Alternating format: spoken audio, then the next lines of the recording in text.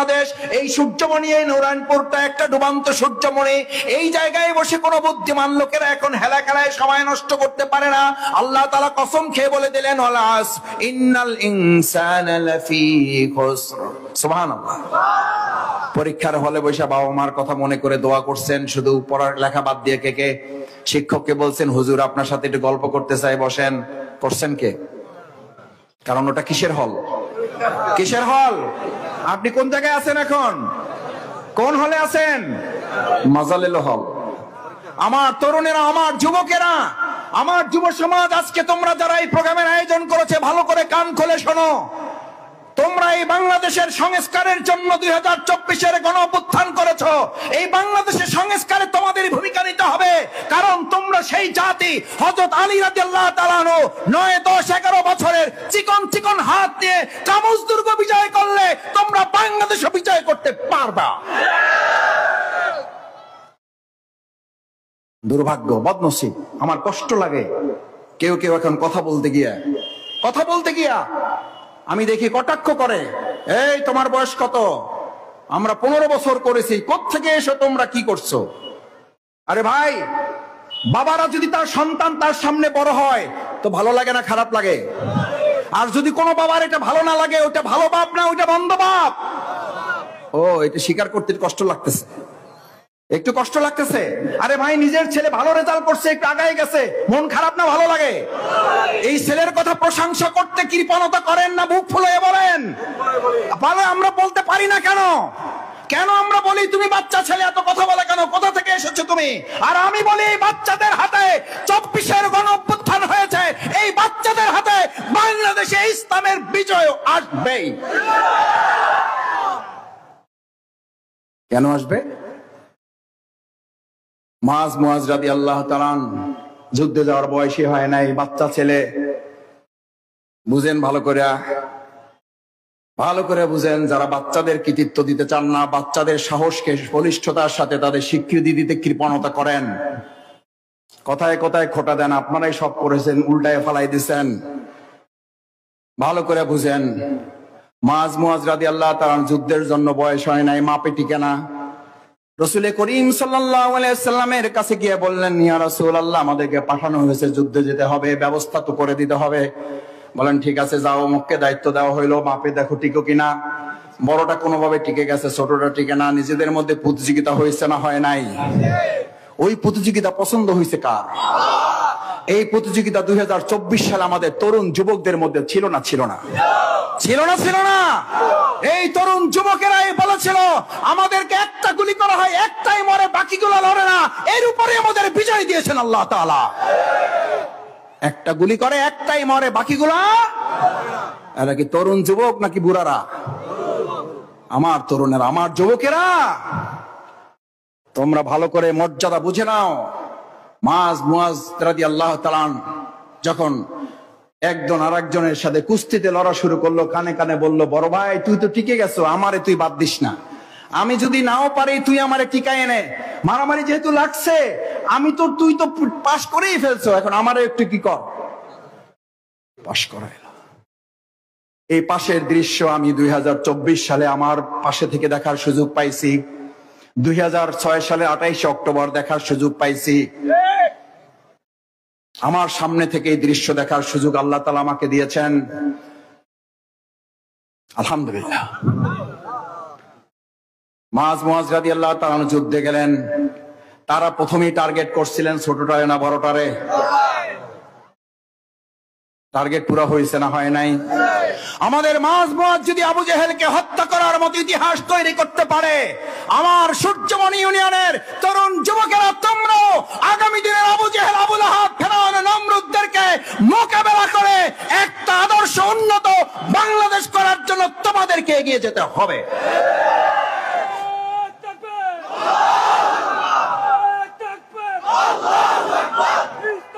ভাইরা, কথা লম্বা করে আপনাদের কষ্ট বাড়াতে চাই না। মোনাজাতের সৌভাগ্যের জন্য আমি আপনাদের সাথে শামিল হব, সেই জন্য শেষ দুটো কথা, ওয়াল আসর ইন্নাল ইনসানা লাফি খুসর। বরফ বিক্রেতা চিৎকার করে বলতে থাকে, তাড়াতাড়ি বরফ নিয়ে যাও, যত সময় যাবে তত লস। আপনার জীবনটা কিসের মতো? গলতেছে না গড়তেছে? আর আপনি বলেন কি, বয়স বাড়তেছে না কমতেছে? বাড়তেছে না কমতেছে? কমতেছে। আপনি বলেন বাড়তেছে। আপনার বয়স কমতেছে, নির্ধারিত কুল্লাকুম মিআদু ইয়াউমিন লা তাস্তাখিরুনা আনহু সাআতান ওয়া লা ইস্তাকদিমুন। আছে না নির্ধারিত? নাই। চাইলে মরতে পারবেন? কে কে হাত জাগান। এই দুইজন পাওয়া গেছে, চাইলে মরতে পারবেন। তাহলে আপনারা এই দুইজনের কারণে, বাকিরা শোনেন, রাজশাহী বিশ্ববিদ্যালয়ে আমি 3rd ইয়ারে পড়ি, পাশের বাসায় ঝগড়া করে দুইজন বিষ খাইছে, স্বামীও খাইছে স্ত্রীও খাইছে। এলাকার লোকেরা ধরাধরি করে নিয়ে আসছে হসপিটালে, মেডিকেল, আমার চোখের সামনে। আমিও ডাক্তার দেখাইতে গেছি, দুইটা দেখি অ্যাম্বুলেন্সে করে আসছে। আমি বললাম যে ডাক্তার সাহেব কি হয়েছে? কয় দুইটাই ওষুধ খাইছে, মরার ওষুধ। বলছে এখন কি করবেন? বলছে এর মধ্যে নল ঢুকাই আমরা ওই ইয়াগুলো বের করে ফেলবো। তো সেন্সলেস হয়ে আছে, পয়জন গুলো বের করে ফেলছে, মুসরামুসরি করে উঠে পড়ছে। বসে বললে কি হইলো? আমরা তো মরার সিদ্ধান্ত নিয়েছিলাম, মরতে পারলাম না কেন? আমাদেরকে বাঁচাইলো কে? ডাক্তার বলছে যে আমি। পাশে থেকে আমি বললাম না, আপনি বাঁচান নাই, বাঁচাইছে কে? বাঁচাইছে কে? যে ভাইয়েরা হাত জাগাইছেন, পারলে মহিলা দেখান। চ্যালেঞ্জ দিয়ে দিলাম, আল্লাহ আপনার হায়াতে তৈয়বা দান করুন। মরবেন কেন? মরার সময় নির্ধারিত আছে, সময় আগাইতেও পারবেন না। সময়ের কসম, ইন্নাল ইনসানা লাফি খুসর, এই সময়ের যারা গুরুত্ব দিতে পারবে না তাদের জন্য আল্লাহর পক্ষ থেকে ধ্বংস। সময়ের গুরুত্ব কে দিতে পারে না? সে যে বলে আজকে পড়লাম না ফজর, কালকে পড়বো, কালকে না পরশু, পরশু না তরশু। এই ওয়াসওয়াসা কার? এই শয়তান ওইদিকে ডানে বামে সামনে আছে, এখানে নাই। সে এখন আপনাকে বলতেছে বাইরে তাড়াতাড়ি বাড়ি চলো, এখানে মাসুদ ভাইয়ের বক্তৃতা শুনতেছো, বাসায় কিন্তু বক্তৃতা একটা রেডি আছে, দেরি করে গেলে কিন্তু খবর আছে, দরজা খুলবে না। কয় ঠিক? ঠিক আলো কয়েকজন পাওয়া গেছে। আল্লাহ আমাদের ভাবিদের কবুল করুন। আমাদের যে খালারা কষ্ট করে রাতে দরজা খুলে দিয়ে আপনাদেরকে বরণ করবে, আল্লাহ তাদের কবুল করুন। শয়তান এখন আপনারে বারবার ঘড়ি দেখাইতেছে, আমারেও দেখাইতেছে, আমার সাথেও একখান আছে। ইমাম আবু হানিফা রাহমাতুল্লাহকে জিজ্ঞেস করা হয়েছে, হুজুর আমাদের শয়তানের জন্য এত ওসিয়ত করেন, আপনার শয়তান আছে না নাই? আছে না নাই? আছে না নাই? আছে। কয় যে আমি ওটারে মুসলমান বানাই ফেলাইছি।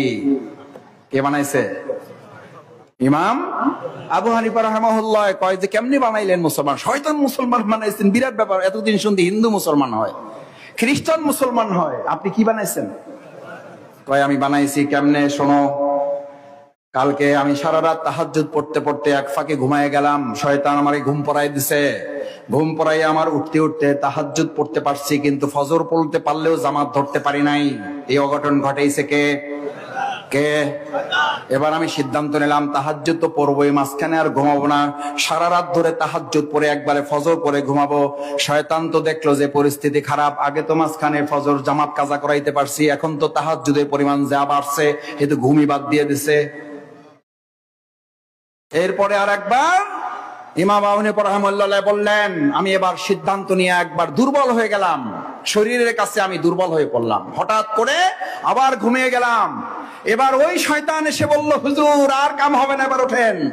আবার যদি আজকে ফজর কাজা করেন তাহলে তো আবার আপনি ঘুমাবেন না, ওই চান্স আর আপনারে দেব না, মসজিদে তাড়াতাড়ি যান, তাড়াতাড়ি যান, তাও তো অন্তত তাহাজ্জুদ একটু কম পড়বেন।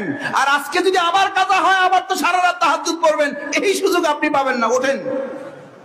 যেই শয়তান ঘুম পড়াইছিল সেই শয়তান এবার হুজুরের উঠাই দিতেছে না দেয় নাই, মসজিদে নিয়ে গেছে না যায় নাই, মুসলমান হয়েছে না হয় নাই। আমার তরুণেরা, আমার যুবকেরা ফজর পড়তে পারো না, কোরআন তেলাওয়াত করতে পারো না, রমজানের পর রমজান যাচ্ছে, সময়ের গুরুত্ব দিতে পারতেছো না। এই রমজানে পারো নাই, সামনেও পারলা না, বিগত রমজানও পারলা না, বললা এই পারলাম না, সামনের বছর ইনশাল্লাহ মাসুদ ভাই কোরআন শুদ্ধ করে পড়বো, রমজান মাস আসছে ইনশাল্লাহ দোয়া করে যান। হুজুর দোয়ার পর দোয়া করছে, বাচ্চা আর হয় না, শুধু জিজ্ঞেস করে কি কারণ হুজুর আপনি কি দোয়া করলেন? কয় দোয়া তো ঠিকই করছি, তুমি বিয়ে করছো কবে? কয় হুজুর বিয়ে তো করি নাই। হুজুরের দোয়া কাম হবে? কাম হবে? তা আমাদের তরুণেরা, যুবকেরা শুধু হুজুরের দোয়া নিয়ে যাইয়া তারপরে কোরআন শেখা থেকে গাফেলাতি করে সময়ের যদি এফর ওফর করে হবে না। আজ এখানে তোমাদের সবার কাছে তরুণ যুবকদের হাতগুলো আলাদা করে দেখতে চাই যে শয়তানকে আমি ইমাম আবু হানিফা রাহিমাহুল্লাহর মতো করে ওকে মুসলমান বানানোর মতো করে টার্গেট নিয়ে তুমি শয়তানকে মোকাবেলা করতে পারবা? পারবা? আমার তরুণ যুবকগুলোকে আল্লাহ আপনি কবুল করে নেন, সাথে আমাদের মতো বুড়াদেরকে কবুল করেন। সম্মানিত ভাইয়েরা, শেষ দুটো কথা, ইন্নাল ইনসানা লাফি খুস, এই ধ্বংস থেকে বাঁচবে কারা? ইল্লাল্লাযীনা আমানু, যারা ঈমান আনবে, আল্লাহর প্রতি বিশ্বাস এমন ভাবে রাখবে আল্লাহ আমার রব, এই রবই আমার সব। এই রবের কথা শুধু মসজিদ চলে, মসজিদে শান্তি। এই রবের কথায় যদি নুরানপুর চলে, নুরানপুরে শান্তি না অশান্তি। এই রবের কথায় যদি মসজিদ চলাতে শান্তি লাগে, এই রবের কথায় সংসদ চললে সংসদে শান্তি না অশান্তি। আমরা এরকম সংসদ সদস্য বাউফল থেকে পাঠাইতে চাই, পাঠাইতে চাই, যারা মসজিদের ইমামতি করবে, জানাজার ইমামতি করতে পারবে। বাউফলে এমন মেম্বার চাই, এমন চেয়ারম্যান চাই, এমন পৌরসভার মেয়র চাই, এমন কাউন্সিলর চাই, যারা শুধু আমাদের মেম্বারের কাউন্সিলর হবে, সার্টিফিকেট দেবে না। হে আমার চরিত্রের সার্টিফিকেট দেয়, নিজের চরিত্রের খবর নাই। এরকম চরিত্রহীন জনপ্রতিনিধির কাছ থেকে আগামী দিনের যুবকরা আর চারিত্রিক সার্টিফিকেট নিবে না, নিবে না। ইল্লাল্লাযীনা আমানু, আমরা এমন ইমানদার লোক তৈরি করতে চাই যারা মসজিদের ইমামতি করতে হিসাবে, কাউন্সিলর হিসাবে, চেয়ারম্যান হিসাবে কার্যালয়ের ইমামতি করতে পারবে, নেতৃত্ব দিতে পারবে। আমরা এমন সংসদ সদস্য তৈরি করতে চাই যারা সংসদ সদস্যগিরি করতে পারবে, বাইতুল মোকাররমে মসজিদের ইমামতিও করতে পারবে। না পারবে না? জানাজাও পড়াইতে পারবে না? পারবে না? জানাজার সময় হলে বলবে হুজুর উজু করে আসেন। আমি একজন ভাইকে বললাম, ভাই উজু করে আসেন। কয় মাসুদ ভাই উজু করতে গেলে সামনে জায়গা পাওয়া যাবে না। এরকম জাতীয় নেতা আমাদের আছে না নাই? নাই?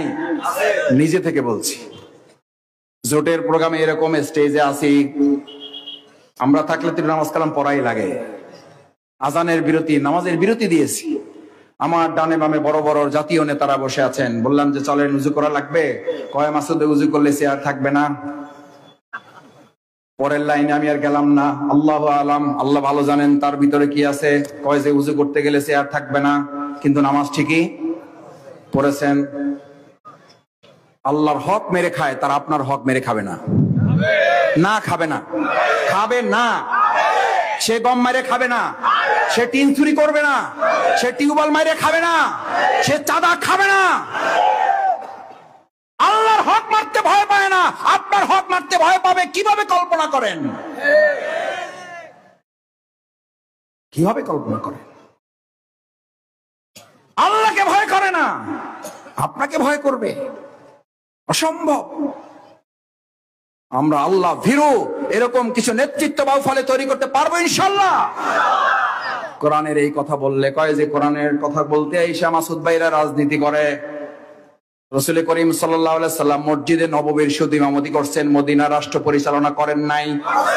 কথা বুঝে বললেন ভাই?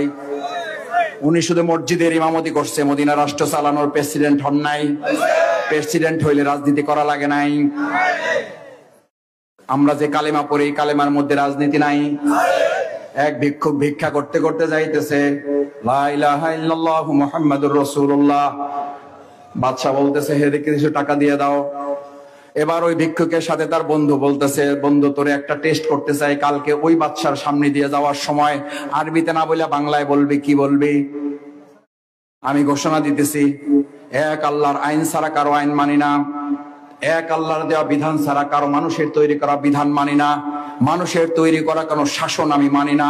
মুহাম্মাদুর রাসূলুল্লাহ সাল্লাল্লাহু আলাইহি সাল্লামের দেওয়া বিধানই একমাত্র বিধান, তিনি শেষ রাসূল, তার দেওয়া সুন্নাহই হচ্ছে আমার জীবনের সুন্নাহ। বাদশাহ, হুজুর, রাষ্ট্রপতি সাহেব 1000 টাকা দেন। টাকা না ফাঁসি, টাকা না ফাঁসি।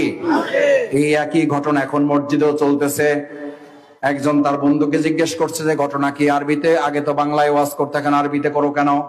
কয় যে প্রথম দিন ওয়াজ করলাম সুদের বিরুদ্ধে, সভাপতি সাহেব আইসা আমার একটা প্যাকেট ধরাইয়া দিয়ে বলল, এতদিন সুদ মানসিরে দিছি, আজকে আপনারে দিয়ে শুরু করলাম, খবরদার এই বিষয়ে আর ওয়াজ করেন না। বলছে যে আপনি এত বড় সুদখোর, এটা তো আমার জানা ছিল না, আমি তো কথা বলতে গিয়ে আপনি টার্গেটে পড়ে গেছেন, আমি তো জানি না আপনি এগুলো করেন। যা হয়েছে হয়েছে, মাফ করে দেন। দ্বিতীয় দিন বললাম যে সুদের ওয়াজ বাদ, এবার ঘুষের ওয়াজ শুরু করলাম। সেক্রেটারি সাহেব এসে একই অবস্থা, প্যাকেট ধরাই দিল, বলে যে হুজুর এই লাইনে যায়েন না। তৃতীয় দিন ওয়াজ শুরু করলাম ঘুষ সুদ বাদ দিয়া, জেনার বিরুদ্ধে। এবার কেশিয়ার সাহেব এসে কয় যে হুজুর কি ওয়াজ শুরু করলেন, আপনি জানলেন কিভাবে? কয় যে কি জানলাম, আমি তো জানি না কিছুই। এরপর হেয়ার সামনে আগাই নাই, কয় হুজুর এই লাইনে আর যাইয়েন না, আমার একটু সমস্যা আছে। এবার বন্ধুর সাথে আলাপ করছে, কয় যে তুই একটা কাম কর, তুই বাংলায় কথা বলা বন্ধ করে দে, একই জিনিস তুই আরবিতে কবি, সবাই আমিন আমিন কইবে। কয় না কয় না? আরে কথা বলেন না কেন? কন্যা ওই একই কথা তখন আমাদের ইমামরা আরবিতে বলে, আমিন আমিন জোরে জোরে বলতে থাকে, হেতে দাঁড়ায় যে আমিন বলতে বলতে। কয় যে এখন আর বাংলায় ওয়াজ করি না, কারণ বাংলায় ওয়াজ করলে আমিও থাকি না, চাকরিও থাকে না। আমি নিজে, আমাকে দাওয়াত দিয়ে নিয়ে গেছে, কয় মাসুদ ভাই একটু ওয়াজে এসে আমাদের মসজিদে আসবেন। মসজিদে ওয়াজ শুরু করছি, এখন পাঞ্জাবি টানে, কারণ ওদিকে সভাপতি হার দিকে চোখ ঘুরাইতেছে। আমি পাঞ্জাবি টানার ভাব দেখে আমি বুঝছি যে এদের অবস্থা খারাপ। আমি বললাম, ভাই যতই পাঞ্জাবি টানেন কাজ আর হবে না। আপনি নিচে চাপতেছেন আর আমার উপর থেকে চাপ আছে। আপনি নিচে চাপতেছেন আর আমারও চাপ আছে। কোথা থেকে? আমি কথা না বললে আমার ঈমান থাকে না, আর আমি কথা বললে আপনার চাকরি থাকে না। কেন বুঝেন না? আমাকে অনেকে বলে, মাসুদ ভাই কথা যদি একটু ঠিকঠাক বলেন আপনার ভিউ বাড়বে, আপনার কমেন্টসে কোনো গালিগালাজ থাকবে না। আমাকে কালকে পরশু কয়েকদিন আগে একজন বলছে, মাসুদ ভাই, আমি বললাম বলেন। কয় যে আপনার কমেন্টসে, আপনার বক্তব্যের নিচে আগে কোনো গালিগালাজ পাইতাম না, এখন প্রচুর পরিমাণে গালিগালাজ পাওয়া যায়। আমি বললাম আলহামদুলিল্লাহ। আলহামদুলিল্লাহ আসতে বলেন। মুহাম্মদুর রাসূলুল্লাহ সাল্লাল্লাহু আলাইহি সাল্লাম এমন বক্তৃতা করেছেন, এই জন্য তারে সবাই পাগল ডাকছে। না ডাকে নাই? জাদুকর ডাকে নাই? গণক ডাকে নাই? কবি ডাকে নাই? আরে মুহাম্মদুর রাসূলুল্লাহ সাল্লাল্লাহু আলাইহি সাল্লামের মতো এত ভালো কথা বলা লোকটাকে যদি পাগল ডাকে, জাদুকর ডাকে, কবি ডাকে, গণক ডাকে, ওই একই কথা যদি শফিকুল ইসলাম মাসুদ বলে, ওই একই কথা যদি আলহাজ মাওলানা আব্দুল গনি বলে, ওই একই কথা যদি মাওলানা ইসহাক সাহেব বলে, যদি তার থেকে আজকের জামানার ওই উত্তরসূরিরা গালি না দেয়, তাহলে তোমাকে বুঝতে হবে তুমি মুহাম্মদুর রাসূলুল্লাহ সাল্লাল্লাহু আলাইহি সাল্লামের আসল কথাটা এখনো বলতে পারো নাই। শফিকুল ইসলাম মাসুদ, আবুল বাশার হেলালি হাফিজাহুল্লাহ, আব্দুল্লাহ শিবলি কত ভালো ওয়াইজিন হয়ে গেছে যে তাদের বক্তৃতা শুনে আমাদের কেউ গালি দিবে না। যদি না দেয়, এই দাড়ি যেমন সুন্নাহ, টুপি যেমন সুন্নাহ, পাঞ্জাবি যেমন সুন্নাহ, আল্লাহর দ্বীনের যথাযথ কথা, হক কথাটা বলার পরে গালি আসলে ওটাও আমাদের জন্য সুন্নাহ। আমার ভাইয়েরা, শেষ কথা হচ্ছে ইল্লাল্লাযীনা আমানু ওয়া আমিলুস সালিহাত। আমিলুস সালেহ, আমলে সালেহ ভালো করে বুঝেন। আমলে সালেহ শেষ। আমলে সালেহ বলতে আমরা একসময় শুধু বুঝতাম ভালো কাজ করা, রাস্তার কাঁটা সরাই দেওয়া, মিষ্টি খাওয়া, লাউ খাওয়া, চিংড়ি খাওয়া, ঘুমানোর পর আবার ঘুমাই, এটার নাম কাইলুলা করা। কয় ঘুমাইতে ঘুমাইতে টায়ার্ড হয়ে গেছি, এই জন্য এখন একটু বিশ্রাম নিচ্ছি, ঘুমাইতেছি না। এই সুন্নাহর আমাকে কোনো অভাব নাই। কালকে একজন আমাকে দাওয়াত দিয়েছে, আমি জানি ওয়াজ সে শুনবে, শোনার পরে আমার এসে মেসেজ পাঠাবে, কয় যে মাসুদ ভাই আপনার এক জায়গায় নিয়ে আসবো, আপনার জন্য 80 পদের রান্না করব। কয় পদ? 80 পদ। আমি বললাম যে ভাই আপনারা তো ইসলামের 12টা বাজায় দেবেন। কয় মাসুদ ভাই এই ব্যাপারে আমাদের কাছে সহিহ হাদিসের দলিল আছে। এতে সাথে সাথে আরবি রেওয়ায়াত সহ আমারে বলা শুরু করে দিছে। আমি বললাম যে সমস্যা তো এইটাই হয়েছে যে আমাদের পছন্দের হাদিসগুলো আমরা ঠিকঠাক লাইন মতো নিয়ে আসছি, যেই একটু লাইনের বাইরে চলে যায় বেশার্দ নিয়ে ইসলাম চালায়। ইল্লাল্লাযীনা আমানু ওয়া আমিলুস সালিহাত। আমলে সালেহ হচ্ছে শুধু ভালো কাজ করা নয়। ভালো কাজ করার অর্থই হলো ভালো কাজ এমন ভাবে করবেন ওই সমাজে অন্যায় বলতে যা আছে সেগুলোও দূরে চলে যাবে। ভালো স্বাস্থ্যের কথা যদি বলা হয়, তাহলে ওখানে ডায়াবেটিস আছে না নাই? ডায়াবেটিস থাকলে ওরা ভালো স্বাস্থ্য, প্রেসার থাকলে ভালো স্বাস্থ্য না। জমিনে ফসল আছে, আগাছাও আছে, এরকম জমিন থাকবে? এইখানে ফসল থাকবে না আগাছা থাকবে? আমলে চলে মানে হচ্ছে ভালো কাজ এমন ভাবে থাকবে ওখানে অন্যায় কাজ থাকতে আল্লাহর গোলামি এমন ভাবে করো যে তাগুত, সেখানে তাগুতের কোন অস্তিত্ব খুঁজে পাওয়া। আর আমরা এমন সমাজে বাস করি আল্লাহর গোলামিও আছে, তাগুত আমাদের সমাজ এমন ভাবে আমরা চালাচ্ছি। ও ভাইয়েরা, ফসল ফলানোর জন্য, ফসলকে লাভজনক করার জন্য, ফসলকে অর্থবহভাবে কাজে লাগানোর জন্য আগাছা দমন করে আসল ফসলকে কৃষকের ঘরে তুলে দিতে রাজি আছেন কারা? আমরা কি শুধু ফসল ফলাবো না আগাছাও দমন করব? আল্লাহ আপনাদের কবুল করুন। সেই জন্য বললেন যে তোমাদের যদি আগাছা দমন করতে হয় তাহলে দুটো জিনিস থাকতে হবে, অতাওয়াসাউ বিল হক, সত্য পথে এমন ভাবে টিকে থাকো যেন অন্যরা দেখে উৎসাহিত হয়, অতাওয়াসাউ বিস সবর, এমন ভাবে ধৈর্যের উপরে থাকো যেন তোমাকে কেউ টাকা দিয়ে কিনতে না পারে। আমাকে অনেকে বলে, কয় মাসুদ ভাই ওয়াজ শুনে লাভ নাই, এরকম ওয়াজের পর ওয়াজ আপনারা চালাবেন, জায়গা মতো গিয়ে আমরা ইনশাল্লাহ ঠিক করে ফেলবো। আমি বললাম কিভাবে করবেন? কয় যে আমাদের গাছের কাঁঠাল পাতা শেষ হবে, আমাদের টাকা শেষ হবে না। এই কথা বাউফলে আমাদের বলার লোক আছে না নাই? নুরানপুরবাসী একটা আহ্বান জানায় যায়, একটা অনুরোধ করে যায়। বাউফলবাসীর একটা সম্মান আছে, একটা মর্যাদা আছে। এই বাউফলকে এখনো কোথাও গেলে জিজ্ঞেস করে, ও বাউফল শিক্ষিত জাতি, কি জাতি? ঘরে ঘরে মাস্টার্স আছে না নাই? সেই বাউফলকে যদি কেউ কটাক্ষ করে এই কথা বলে যে মাসুদ ভাই ওয়াজের নামে ওয়াজ চালান, কোনো অসুবিধা নাই, একটা সময় গিয়ে আমরা টাকা দিয়ে কিনে ফেলবো। আজকে বাউফলবাসীর প্রথম ঘোষণায় সূর্যমণি থেকে আমরা দিয়ে দিতে চাই, আগামী দিনে টাকার পাহাড়ের কাছে বাউফলবাসীকে মাথা নত করানো যাবে না। আমরা বন্দুকের কাছে মাথা নত করি নাই, টাকার কাছে মাথা নত করবো না। এটার নাম হচ্ছে অতাওয়াসাউ বিস সব। ধৈর্যের জায়গা আমরা কি টিকে থাকতে পারবো ইনশাআল্লাহ? সবাই একটু দুরূদ শরীফ পড়েন।